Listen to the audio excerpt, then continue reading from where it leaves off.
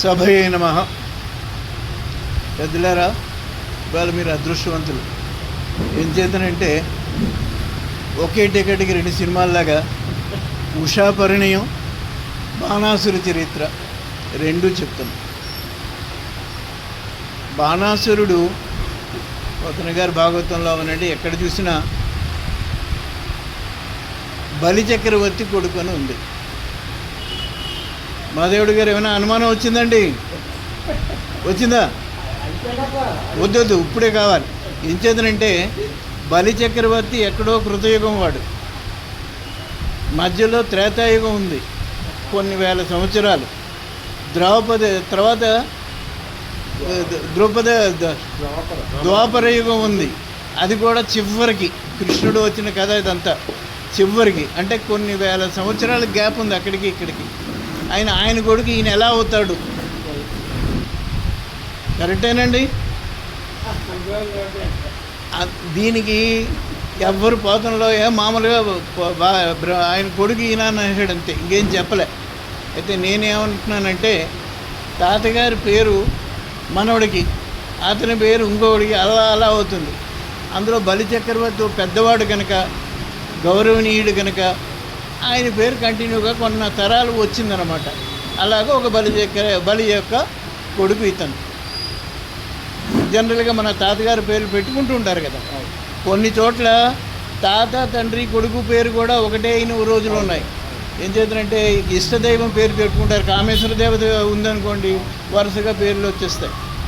మొన్న ఒకసారి నేను పెళ్ళికి వెళ్ళా, అందులోనేమోను ఇలాగ చెప్తూ ఉంటారు కదా, తండ్రి అందరూ గుర్రెప్పుడు ప్రవర్ చెప్పుకుంటూ ఉంటారు, కన్యావరణాలు అంటారు వాళ్ళు వీళ్ళు కూర్చొని. అందులోనేమో ఒక మగపిల్లాడి గురించి వాళ్ళ గురుగారు చెప్తున్నాడు, పెద్ద సత్యనారాయణ పౌత్రాయ, చిన్న సత్యనారాయణ పుత్రాయ, సత్యనారాయణ వరాయ. అంటే మొత్తం 3 సత్యనారాయణ. అంచేత అట్లా కావచ్చు. సరే, ఏమైనప్పటికీ మనకి అవంతా అక్కర్లేదు. బాణాసురుడే వాళ్ళ తండ్రి సంగతి మనకు అంత కథకి సంబంధం లే.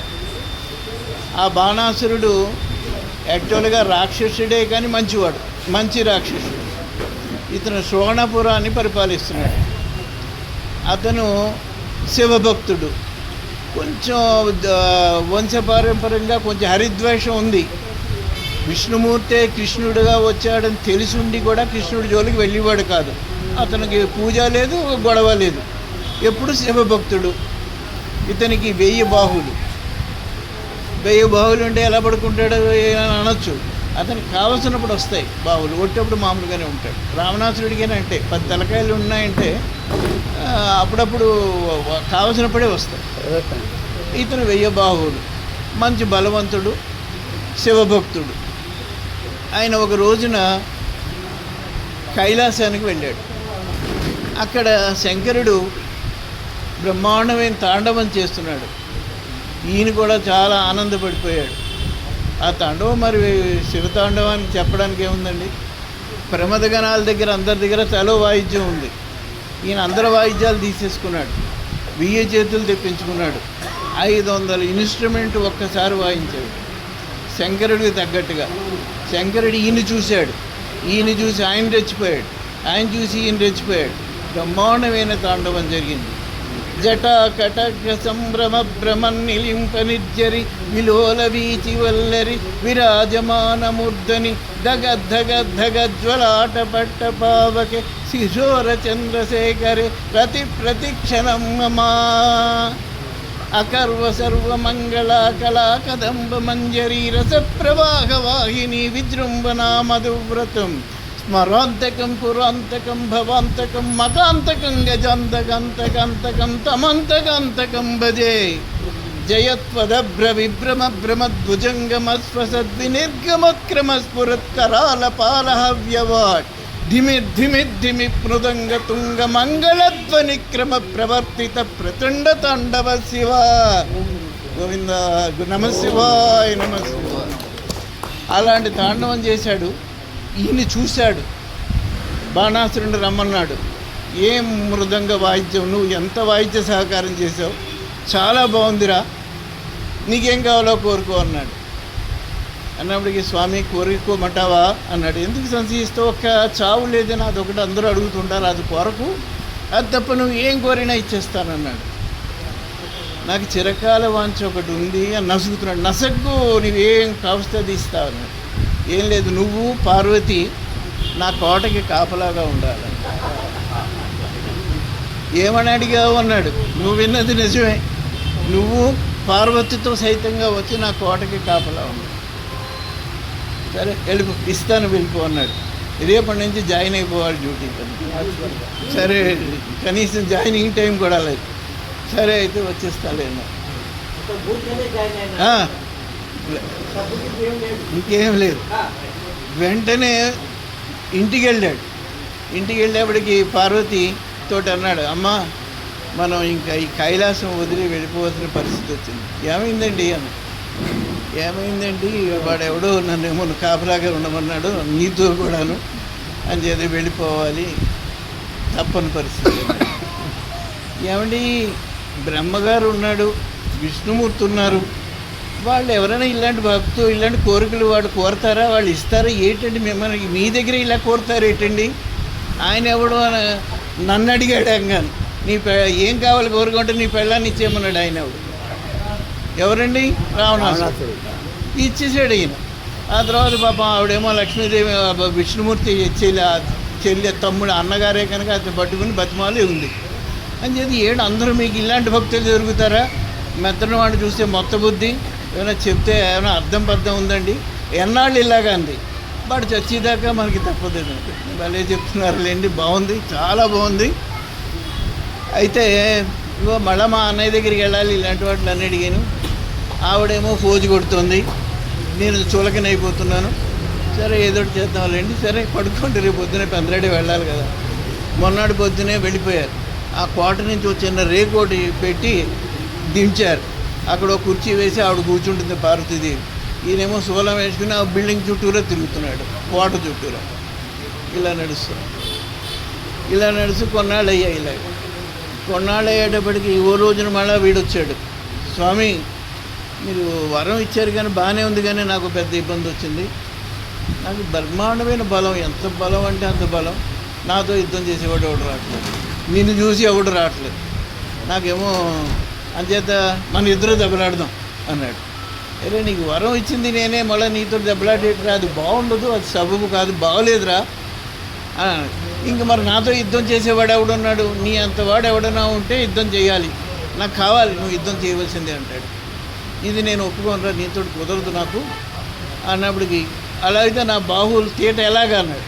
సరే నీకు అంతలా ఉంది కదా, ఓ పని చేయి, నాలాంటి వాడు ఒకడు వస్తాడు, నీకు వాడు నీ తీట తీసేస్తాడే, అప్పటిదాకా కొంచెం ఊపికి పట్టు అన్నాడు. నీ అంతవాడు నువ్వే తప్ప ఇంకెవడున్నాడయ్యా అన్నాడు. వస్తాడు, నాలాంటి వాడే వస్తాడు, నా అంతవాడే వస్తాడు. ఎప్పుడు వస్తాడు అన్నాడు.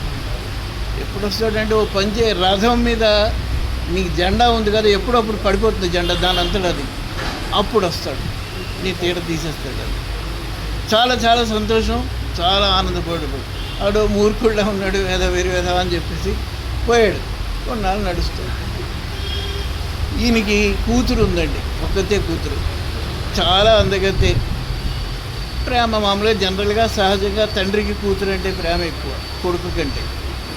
అంచేత ముచ్చటగా ముద్దుగా పెంచుకుంటున్నాడు, బాగానే ఉంది. యుక్త వయసులోకి వచ్చింది. ఆమె పేరు ఉష. ఆమెకేమో చెలికత్తెలతోటి ఆడుకోవడాలు సరదాలు అలా అలా అలా ముందుగా యుక్త వయసు వచ్చేసింది. ఒక రోజున నుంచి ఆవిడ మార్పు వచ్చింది. భోజనం చేయదు, నిద్రపోదు, వాళ్ళతో ఆడుకోదు. ఈ వరకు చిలకలకి దానికి ఏవో మాటలు నేర్పడాలా ఉండేవి, అవి లేవు, ఏమీ లేవు. డల్గా ఉంటుంది బాగా. అంటే ఎంత డల్గా ఉన్నా కూడా ఏం అర్థం కావట్లేదు, ఎవరైనా అడిగినా చెప్పట్లే.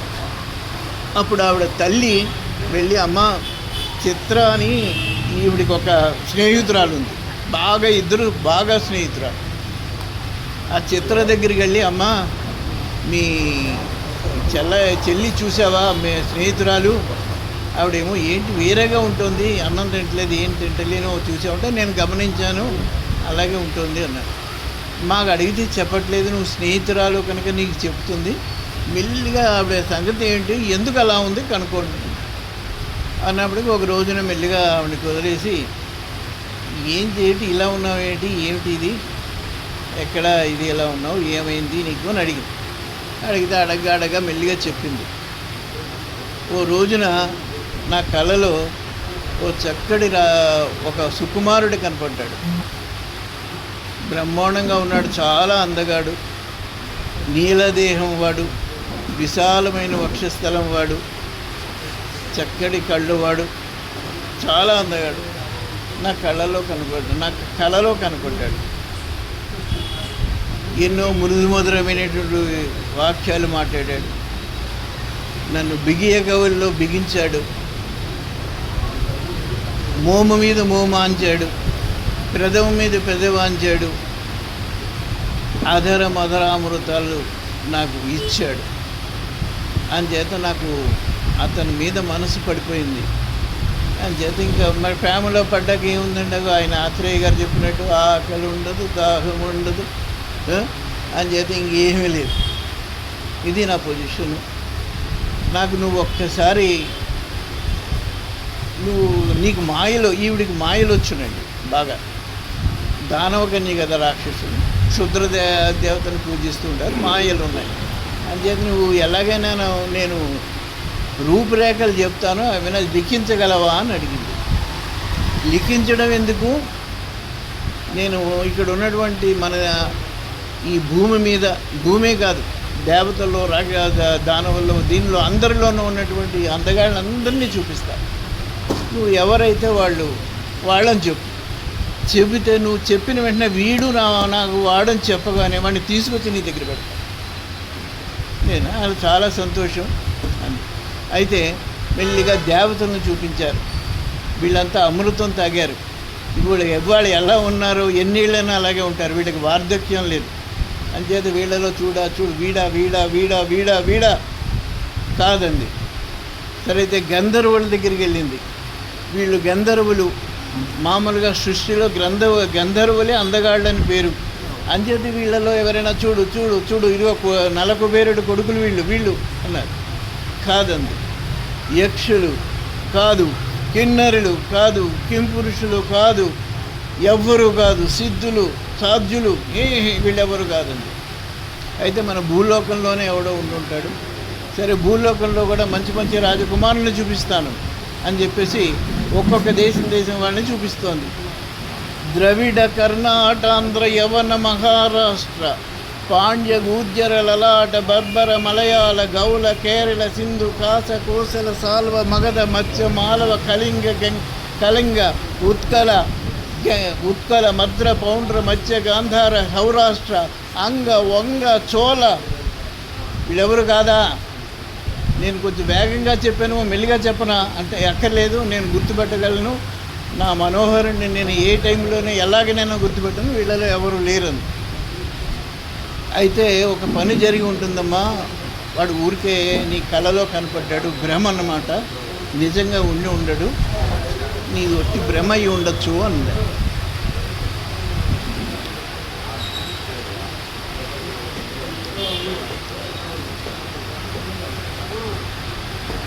అలా అనకు చిత్ర, నాది భ్రమ కాదు, సాక్ష్యాలు ఉన్నాయి. కావాలంటే ఈ పెదవుల మీద ఘాట్లు చూడు, వక్షస్థల మీద ఘాట్లు చూడు, ఇంతకంటే నేను ఎక్కువ చెప్పలేను. అతను ఉన్నాడు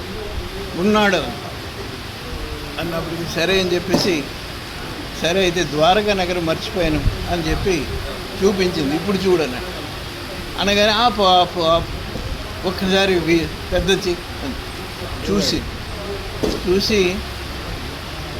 అచ్చు పోలికలన్నీ అలాగే ఉన్నాయి, అచ్చు గుద్దినట్టు ఉన్నాయి.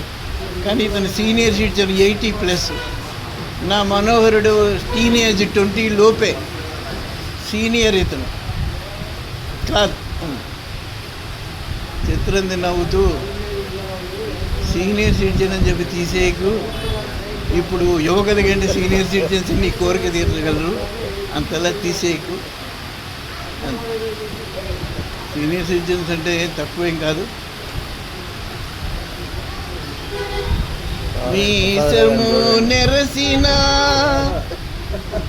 గడ్డము నెరసిన అక్కడ ఇక్కడ అన్నీ నెరసిన మీసము నెరసిన గడ్డము నెరసిన అక్కడ ఇక్కడ అంతా నెరసిన మనిషి మారలేదు అతని యావ చావలేదు లోపలి యావ చావలేదు కళ్ళకు భూత దమ్ములు వచ్చెను వినికిడి మిషను చెవులకు చేరెను వినికిడి మిషను చెవులకు చేరెను 32 పండ్లు ఊడెను 32 పండ్లు ఊడెను సడలిన దవడలు జవజవలాడెను అయినా మనిషి మారలేదు లోపలి యావ చావలేదు మాడన ఉన్న వెంట్రుకలూడెను మతి మరుపేమో మరి పెరిగెను అవయములన్నీ జవజవలాడెను అడుగులు వేయ తడబడలాడెను చేతికి కర్ర ఊతగా వచ్చెను అయినా మనిషి మారలేదు లోపలి యావ చావలేదు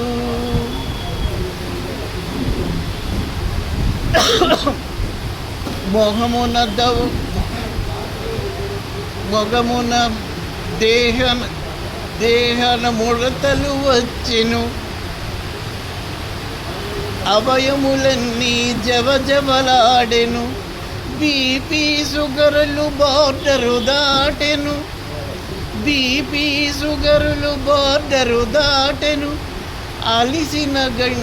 అలిసిన హార్టు ఫస్ట్ బెల్ కొట్టెను అయినా మనిషి మారలేదు లోపల యావ చావలేదు అంచేత మీకు అంచేత జనవితులు ప్యారడీస్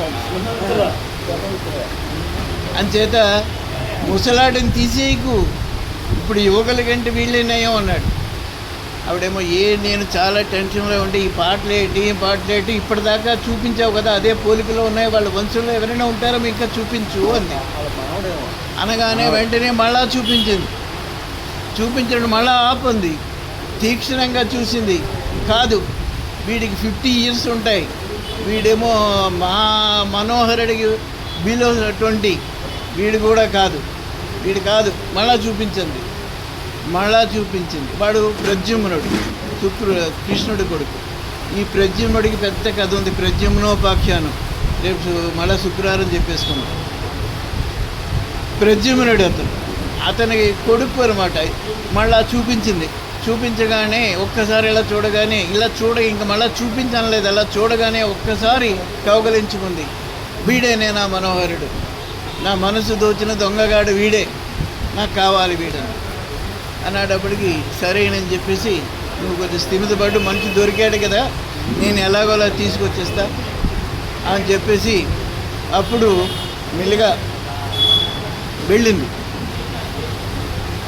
వెళ్ళేటప్పటికి అక్కడ సుదర్శన చక్రం గిర్రం తిరుగుతుంది పైన ద్వారకా నగరం ఈవిడ మాయలు కుదరట్లేదు అక్కడ చాలా రోజులు ప్రయత్నం చేస్తుంది వెళ్తున్నావే అంటుంది వెళ్తున్నానే అక్కడ ఏదో అడ్డున్నది అది ఏమిటో అర్థం కావట్లేదు అని కింద ఏవో ఉత్సవాలు జరుగుతున్నాయి 3 వంతులు సేఫ్టీ గురించి పెట్టి ఉంటారు ఉత్సవాలు అయ్యాక 3 వంతులు అది పోతే నేను వెళ్తాను నువ్వు కంగారు పట్టుకు దొరికాడు కదా మనిషి నేను తీసుకొస్తాను అని చెప్తాను అక్కడ ద్వారకా నగరంలో ఆ ఉత్సవాలు ఏంటంటే ఈ అనిరుద్ధుడికి వివాహం జరుగుతుంది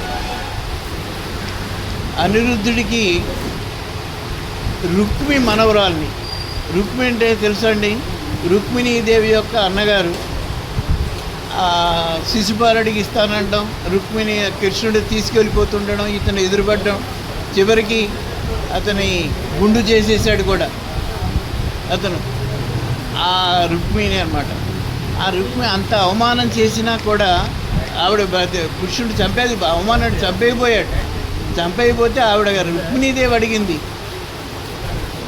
నిన్ను ఈశ్వరు దేవదేవుని సన్నుతింపగనేరగా సద్గుణావన కీర్తి శోభిత సేవలోక శరణ్య మా అన్న ఈతడు నేడు చేసే మహాపరాధము నీయడను నన్ను మన్నన చేసి కావుము అనాథనాథ దయానిధే అని ఆవిడ బతిమాలి కృష్ణుడిని అడిగితే అప్పుడు ఆడదాని వలన ఇతని యొక్క ప్రాణం నిలబడింది. కానీ కృష్ణుడంటే పడదు, కానీ రుక్మిణీదేవి అంటే చాలా ఇష్టం. అందుకనే తన కూతురునేమో ప్రద్యుమ్నుడికి ఇచ్చాడు, మళ్ళా మనవరాలనేమో అనిరుద్ధుడికి ఇస్తున్నాడు. అనిరుద్ధుడి వివాహం జరుగుతుంది. వివాహం అయిపోయింది, 16 రోజుల పండుగ అలా నడుస్తుంది.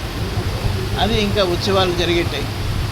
ఇంతట్లో నారద మహాముని వచ్చాడు. వచ్చేటప్పటికి కృష్ణుడు మామూలుగా ఆతిథ్యాలు అన్నీ ఇచ్చాడు, అన్నీ అయ్యింది. అయిన తర్వాత ఈ మధ్య మనవడికి పెళ్లి చేసావుడు కదా, నాకు పిలుపు ఇవ్వలేదు అన్నాడు. ఇంకో అడ్రస్ ఉంటుంది, అటు ఇటు తిరుగుతుంటావు, మేము పంపించే ఉంటాం కాబట్టి నీకు అంత ఉండకపోవచ్చు అన్నాడు. సరే ఒక్కసారి వెళ్ళి ఆశీర్వదించి వస్తానన్నాడు. వాళ్ళు ఏదో ఆనందంగా ఉన్నారు, పెళ్ళి అయింది, వాళ్ళ జోలికి నీకెందుకయ్యా, ఉండు, నువ్వే ఆశీర్వదించక్కర్లేదు అన్నాడు. రుక్మిణి దేవుని అయ్యో పాపం పెద్దగా ఆశీర్దిస్తా అంటే అలా అంటారు ఏంటండి, కొన్ని వెళ్ళనండి అన్నాడు. వద్దు రుక్మిణి, నీకు తెలీదు, వీడు తక్కువ వాడు కాదు, వద్దులే అన్నాడు. అంటే వినిపించుకోకుండా రుక్మిణి తీసుకెళ్ళిన తర్వాత వాళ్ళిద్దరూ దండాలు పెట్టారు. అమ్మాయి పేరు రుక్మకేతు అమ్మాయి పేరు. ఆ అమ్మాయిను అనిరుద్ధుడు ఇద్దరు కలిపి నారదుడు వారికి నమస్కారం చేశారు. ఈయనేమే శీఘ్రమే వివాహ ప్రాప్తిరస్తు అని దీవించారు. అన్నప్పటికీ ఆవిడకేమో భళ్ళుని కోపం వచ్చింది. అవన్నీ తన్నేసేసి ఎగిరిపోతూ తిట్టుకుంటూ వెళ్ళిపోయింది. అన్నప్పటికీ ఏంటి అలా అంటే వివాహం అంటే ఏమిటి, వాళ్ళ అమ్మమ్మ అవుతుంది రుక్మిణి. ఏంటది అలా కంగారు పడతావు, ఏమైందంట. ఏమంటే ఏంటి, వివాహం అంటే ఏంటి, నీలాగా నాకు కుదరదు. నువ్వేమో ఎనమండుగురేమో ఇంట్లోనే పెడేయాడు, ఇంకా బయటేమో 16,000 మందో 60,000 మంది ఎవరో ఉన్నారట. నాకు అలా కుదరదు. నేను వీడికి ఒక్కతిని, వాడు నాకు ఒక్కడే. ఇంకెవరు వచ్చారంటే వాడు వీరికి చంపేస్తారు, దాన్నైనా చంపేస్తాను, నేనే చచ్చిపోతాను అలా అన్నాడేంటి అండి. ఓన్లీ ఆయన ఏదో ఆశీర్వాదం చేశాడు, ఎందుకు చేశాడు అలాగా అని చెప్పేసి ఆవిడ అలిగిపోయి అక్కడి నుంచి మా ఇంటికి వెళ్ళిపోతాను చెప్పి 16 రోజుల పండుగ మధ్యలో రుక్మిణి అంది, అమ్మ ఆయన చెప్తూనే ఉన్నారు, నీ సంగతి తెలుసుండి కూడా నా కర్మ, సరే నువ్వు వెళ్ళి చాలు. కాదు, నేను అక్కడికి వెళ్ళమని అన్నా చెప్పమంటావా అన్న. నువ్వేం చెప్పక్కర్లేదు, చాలా చేసింది చాలా ఉపకారం, మా బాధ ఏదో మేము పెడతాం, మీరు దహించి వెళ్ళండి అని చెప్పి నారదుడిని పంపించేసి అక్కడి నుంచి ఇతను పాపం భార్య 16 రోజుల్లో పాపం వచ్చి వెళ్ళిపోతే మరి ఎలా ఉంటుందండి. ఇతను ఇక్కడ తిరుగుతున్నాడు. అలా కొన్నాళ్ళు ఇతను తిరిగిపోతున్నాడు. ఇతని గురించి కూడా పెద్ద ఎక్కువగా పట్టించుకోవాలి. ఏం చేస్తున్నాడు, అతను సరిగ్గా టైంకి రావట్లేదు, భోజనం చేయట్లేదు, పద్ధతి లేదు, ఇతను అమ్మాయి ఇలా ఉన్నాడు. ఇంతట్లోనేమోను ఈ నారదుడు చిత్ర దగ్గరికి వెళ్ళింది. నువ్వేమో అస్తమాటు వస్తున్నావు వెళ్తున్నావు చూస్తున్నావు ఏంటి కదా అన్నాడు. ఏం లేదు, నేనేమో అనిరుద్ధుడిని తీసుకుని వెళ్ళాలని వచ్చాను, ఆ పైనేమో ఇలా తిరిగిపోతుంది, ఆయనేమో ఎక్కడో ఉండడం తీసుకెళ్దామని ఉంది, మరి ఇదేదో కృష్ణ చక్రం ఏమిటో మాయ. దానికి ఏం లేదు, కృష్ణుడి యొక్క నామాలు చదువుకుని వెళ్ళిపో, గోవింద విష్ణు వత్స విక్రమని నీకు తెలుసు కదా, ఆ నామాలన్నీ చదివేస్తే అది వదిలేస్తుంది, వెళ్ళిపోతుంది అన్నప్పటికీ అలాగే చేసింది. చేయగానే కిందకి దిగితే అతను అంతఃపురంలో ఎక్కడో తిరుగుతున్నాడు. ఆయన పట్టుకుని మంచం మీద పడుకున్నాడు. ఆ మంచం పడంగా మీరు మాయాబజార్ అనే సినిమాలో చూశారు కదా, శశికళని గేటోచి కట్టి తీసుకుపోయాడు, అలా తీసుకుపోయింది. తీసుకుపోయేసరిగ్గా ఉషా దగ్గర పెట్టేప్పటికి వీడైనా వాడంది. తర్వాత ఆవిడ మళ్ళా కౌగలించుకుని, నీ అంత గొప్పవాళ్ళు ఎవరుంటారు, ఒక్క రూపురేఖలు చెప్పగానే కళలో వ్యక్తి అనగానే తీసుకొచ్చి కనిపెట్టావు, మళ్ళీ నాకు వాడే అనగానే తీసుకొచ్చి నా దగ్గర పెడుతున్నావు, ఇంకా నీకు చెప్పడానికి ఏం లేదు అన్నారు. అని నువ్వు ఇంకొక చిన్న సాయం చేయి, ఇతను ఇక్కడ ఉన్నాడు, కొన్నాళ్ళు ఇక్కడ ఉంటాడు నా దగ్గర, నువ్వేమో నువ్వు బయట ఎవరూ రాకుండా కొంచెం మాయ చేసి చూస్తూ ఉండు, ఇది రహస్యం బయటపడకుండా చూడాలి. అలాగ కొన్నాళ్ళు 3 నెలలు ఉండిపోయాయి. 3 నెలలు అయ్యేవాడికి 3 నెలలు తప్పింది. సహజీవనం తప్పేటప్పటికీ ఎప్పుడైనా మార్పులు కనపడతాయి కదండి. నడక తేడా వచ్చింది, నడత తేడా వచ్చింది, అన్ని తేడాలు వచ్చాయి, కొలతలు తేడాలు వచ్చాయి. దాంతో వాళ్ళకి అనుమానం వచ్చింది, ఏంటి ఇలా నిన్నటిదాకా మామూలుగా ఉండదు, ఇప్పుడు ఇలా ఉంటుంది ఏంటని చెప్పి అనుమానం. అనేటప్పటికీ మొత్తానికి ఏమైతేనే నా చిత్రకి తెలుసు కానీ మిగతా వాళ్ళు ఎవరికి తెలియదు. వాళ్ళందరినేమో వాళ్ళు కేకలేస్తున్నారు, మీరు అందరూ కాపులా ఉన్నారు కదా అన్నారు. పాపం వాళ్ళు కాపులా గేట్ దగ్గరే ఉన్నారు కానీ చిత్రం రానిచ్చేది కాదు. అంచేత ఈసారి ఏమైనా సరే చూద్దామని వెళ్ళారు. వెళ్ళి చూసేటప్పటికి ఇప్పుడు పొజిషన్ అర్థమైపోయింది వాళ్ళకి. వెళ్ళిపోయి బాణాసురుడి దగ్గరికి వెళ్ళారు. వెళ్ళి మరి ఎలా చెప్పాలో మాకు అర్థం కావట్లేదండి, మీ అమ్మాయి గర్భవతి అని. ఏం చెప్తున్నారు అంటే, మీరు విన్నది నిజమేనండి, మీ అమ్మాయి గర్భవతి అని. ఇది ఎలా అయింది, మీరంతా ఏం చేస్తున్నారంటే, ఏమోనండి, ఏం జరిగిందో మేము ఎవరిని రానివ్వలేదు, ఎలా వెళ్ళిందో తెలియదు, ఏం మాయం జరిగిందో తెలియదు, ఇది మాత్రం సత్యం అన్నప్పుడు ఆయన దగ్గరుడైపోయాడు. పెళ్ళాన్ని కూడా తింటుంది, ఇంట్లో ఉంటావు, నా పనులేవో బయట ఉంటాయి, ఆడపిల్ల ఉన్నది ఒక్క కూతురు, అది ఎలా ఉందో ఏం చేస్తుందో కూడా చూసుకోలేవా అని దాన్ని తిట్టాడు. తిట్టి అప్పుడు ఇంకా లోపలికి వచ్చాడు. లోపలికి వచ్చి ఎవరు ఇది అని అడిగారు. అడిగేప్పటికి మనిషే కనపడ్డాడు, చూపించక్కలే అక్కడే కనపడ్డాడు. కనపడ్డప్పటికి వెంటనేనేమో తను వెళ్ళిపోయాడు. తను రాజు కదా, డైరెక్ట్గా యుద్ధం చేయడు. వెళ్ళిపోయి కొంతమంది సైనికులను వెళ్ళి అక్కడ ఎవడో మనిషి ఉన్నాడు, వాడిని చెత్తకొట్టేసి కట్టేసి తీరేటరా అన్నాడు. అనేటప్పటికి వాళ్ళేమో సైనికులు బృందం వచ్చారు. ఇతను కూడా తక్కువ వాడు కాదు, మహావీరుడు, వాళ్ళందరినీ చంపేశాడు. చంపేటప్పటికి ఏదో ఇతను మగుడు ఒకడు మామూలు వాడు కాదేమో అని చెప్పేసి అసలు ఎవరు వీడు ఏమి అప్పటిదాకా అడగలేదు, ఎవడైనా చంపేయండి అన్న పద్ధతిలో ఉన్నాడు, వీడు ఎవడు అసలు అన్నాడు. అనేటప్పటికి వాళ్ళు చెప్పారు, కృష్ణుడు మనవడు అండి అన్నాడు. కృష్ణుడు అంటే విష్ణుమూర్తి మనవడా, సరే అయితే ఈసారి నేనే వస్తానని చెప్పేసి అతను ఏం చేశాడంటే వచ్చేసాడు. తనే కొంత సైన్యాన్ని తీసుకుని వచ్చేసి బాణాసురుడితో చాలాసేపు యుద్ధం చేశాడు. కానీ వాడు సైన్యంతో పైగా బలవంతుడు. దాంతో అతను బందీ అయిపోయాడు, బంధించేశాడు.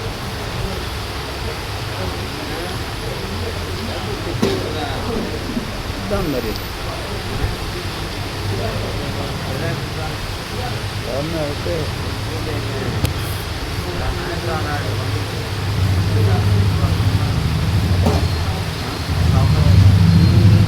అలాగా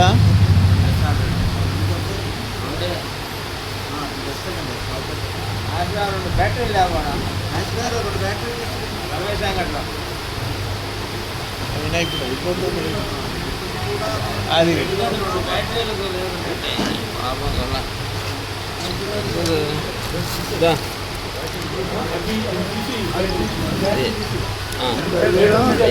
డబల్ ఏ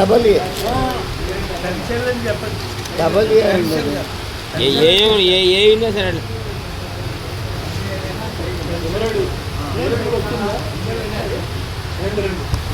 వాళ్ళు వేసినట్టు కాబట్టి తక్కువ చేస్తాయి, చేయనట్టు కాబట్టి తక్కువ. తీసేస్తే మంచిది, కలిసి వస్తుంది. రాదు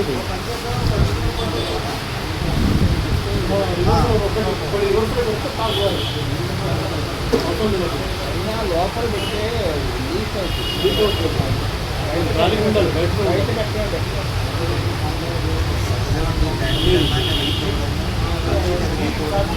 రివ్యూ చేద్దామండి, చూద్దాం. ఇవన్నీ బ్యాటరీ అవడం లేట్ అవుతుంది.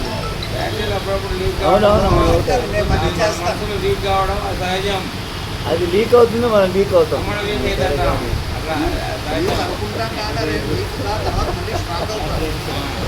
అయినా అయిపోయింది Right, sir. స్టోరీ కూడా అయిపోయింది. Right right.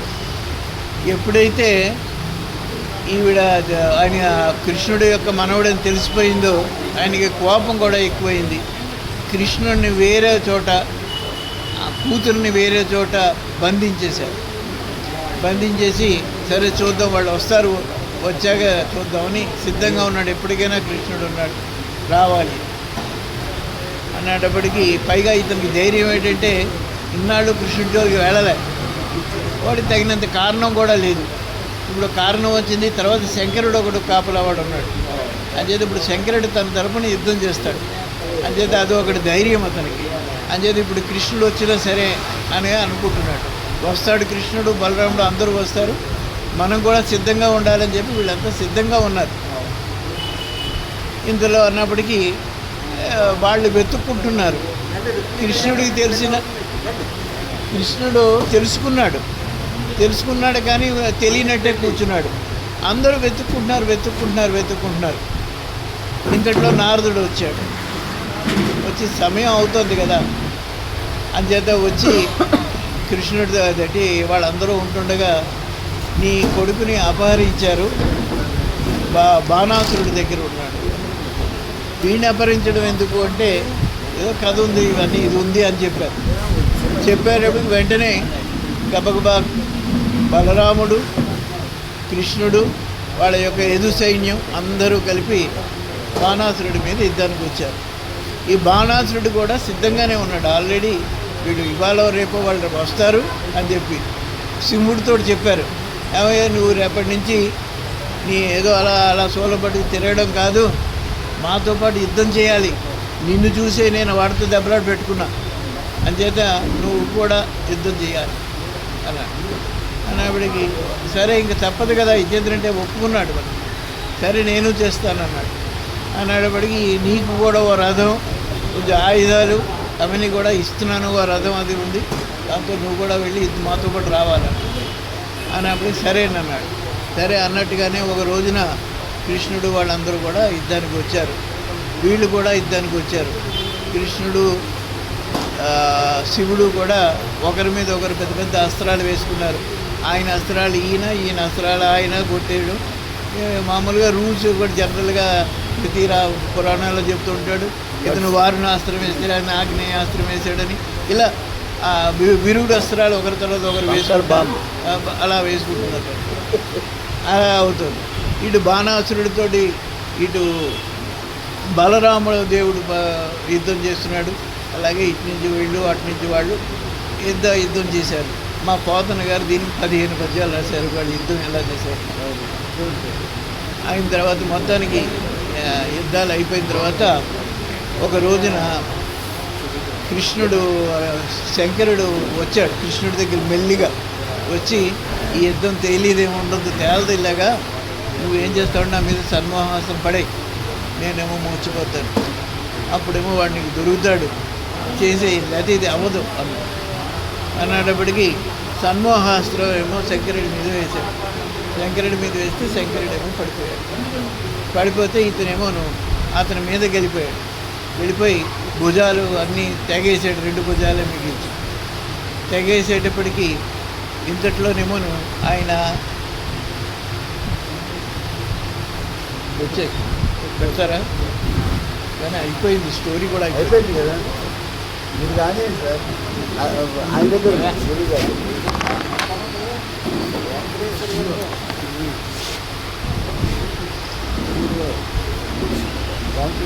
అబ్బో కింద పట్టుకుందా కింద పట్టారు. రూపాయి వచ్చిందండి, 6 రూపాయలు.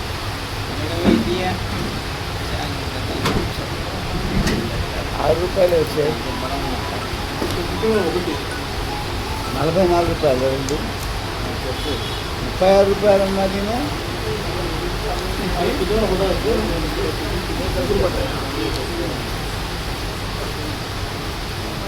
ఏదనుకుంటారు 6 రూపాయలు. ఎంత 44?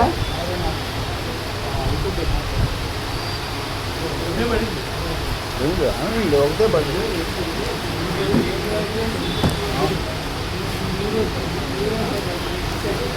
ఏం సార్ ఇంతసేపా?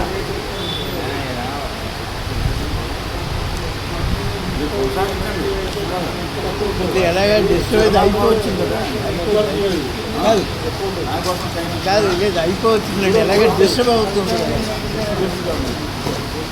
పెట్టేస్తున్నారులేండి, వచ్చేసింది పెడుతున్నారు, అయిపోయింది వచ్చింది. Hello hello mike testing. Hello hello hello hello hello అలాగా కృష్ణుడు ఎప్పుడైతే శివుడు అలాగా మూర్చిపోయాడో అదే అవకాశం అనుకుని కృష్ణుడు ఆ యొక్క బాహువులు తెగవేసేసాడు. తెగవేసేస్తే ఎక్కడి నుంచి వచ్చిందో ఆ బాణుడు యొక్క తల్లి జుట్టు విరమోసుకొని నగ్నంగా వచ్చేసరిగ్గా ఆయన ఎదురుకుండా నిలిచింది. వెంటనే కృష్ణుడు ఇంకా లాభం లేదని వెనక్కి వెళ్ళిపోయాడు, బాణుడు పారిపోయాడు. ఆ రోజు చనిపోవలసిన వాడు ఆ రోజు వెళ్ళిపోయాడు. ఆ తర్వాత శివుడిని పిలిచాడు, నువ్వు ఉన్నావని యుద్ధానికి దిగాను కదయ్యా, నీ ఏటి అలా అయిపోయాడు, పడిపోవడం ఏంటి, నీకంటే అసలు ఎవరైనా తెలిసిన వాళ్ళు ఉన్నారా, అంత నీకంటే బలవంతులు ఉన్నారా, నువ్వు తలుచుకుంటే ఇదో పెద్ద యుద్ధమా, అతను ఇంకా విష్ణుమూర్తి అయినా కానీ మానవ రూపంలో ఉన్నాడు, నువ్వు పూర్తిగా దైవత్వంలోనే ఉన్నావు కదా, నిన్ను నమ్ముకుని యుద్ధం చేస్తే నువ్వు ఇలాగ మోసం చేస్తావా, ఇది న్యాయంగా ఉందా నీకు అని అడిగాడు.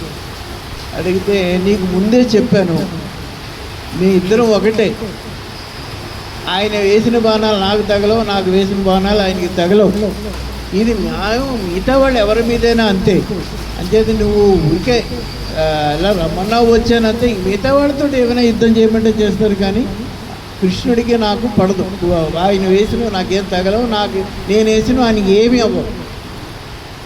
అయితే సరే నేనే చూస్తాను, నిన్ను నమ్ముకున్నాను, నేనే ఈసారి నేనే చేస్తానని చెప్పి మళ్ళా ఒక 4 రోజులు పోయిన తర్వాత మళ్ళా రమ్మని యుద్ధం చేశాడు. ఈసారి యుద్ధంలో భయంకరమైన యుద్ధం చేశాడు. కృష్ణుడేమోను అతన్ని చంపైపోయాడు. చంపైపోతే వెంటనే మళ్ళా శంకరుడు అడ్డొచ్చాడు. వచ్చి ఇతను ఎవరో కాదు, ప్రహ్లాదుడి యొక్క వంశం వాడు, ప్రహ్లాదుడి యొక్క మనవుడు బలి చక్రవర్తి. ఆ బలి చక్రవర్తి వంశం కొడుకే అంటున్నారు, వాళ్ళకి కొడుకు కాదు అనుకోండి, పోనీ వంశంలో వాడు, అంచేత ప్రహ్లాదుడి వంశంలో వాడు, నువ్వు ఎలా చంపేస్తావు, అంచేత వద్దు. అయినా ఇతను కూడా మంచివాడు, ఏదో ఇలా వచ్చింది తప్ప అందరు రాక్షసులు లాంటి వాడు కాదు, ఎప్పుడు నీ జోలికి రాలేదు, అంచేత దయించి వీడిని వదిలేయవలసింది, నా ప్రార్థనగా వినవలసింది అని చెప్పేసి అతను శంకరుడు ప్రార్థన చేశాడు. శంకరుడు ప్రార్థన చేస్తే ఈయన కూడా అప్పుడు వదిలేశాడు. వదిలేసినప్పుడు అప్పుడు చాలా సంతోషించి శంకరుడు అప్పుడు ఏమో ఈ బాణుడు కూడా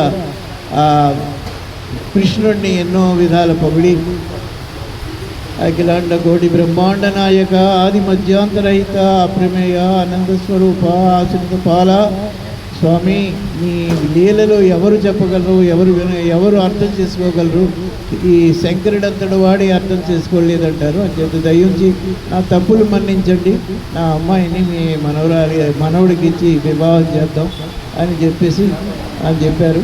అని చెప్తే వాళ్ళందరూ కూడా ద్వారకకి వెళ్ళిపోయారు. ఇప్పుడేమో మళ్ళా ముహూర్తం పెట్టుకున్నాక వచ్చి ఈ యొక్క ఉషా కన్య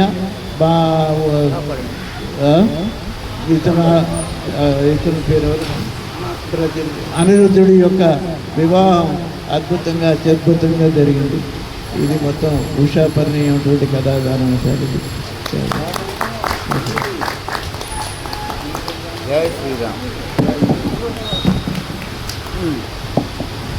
నేను దీనికి మంగళం పెడతాను, మిగతాది దీన్ని పాడేస్తాను. మంగళం రావట్లేదు ఉందండి, ఆన్ చేయండి. ఏది ఇవాళ కన్నుల పండుగ మాకు రెడీ లేదు. మంగళం కోసలేంద్రాయ మహనీయ గుణాత్మనే చక్రవర్తి తనూజాయ సార్వభౌమాయ మంగళం సాధురూపాయ మంగళం స్వస్తి. గురువు గారు ఇచ్చేయండి.